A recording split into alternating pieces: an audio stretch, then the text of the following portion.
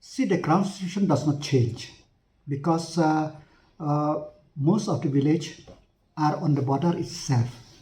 So the apprehension of the people is that if they fence at 150 yard, so many of the road sector from Dauki to Tapur will be under fence, and some of the village also will be under fencing. So this apprehension of the people make them to oppose the fencing in that stretch.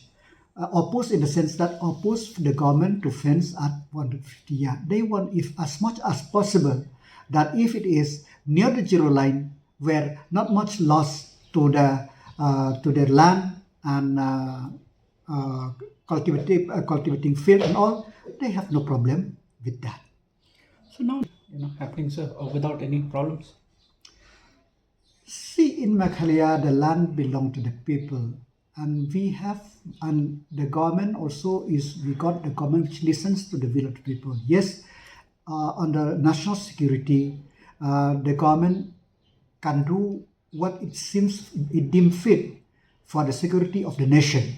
But having said that, we have to explain to the people the ground reality of the changing situation. Why? Fencing is the need of the hour. So the government, the officers in charge should approach the people in such a way that the people will understand this changing scenario where fencing of the border is very, very important. So how to solve that?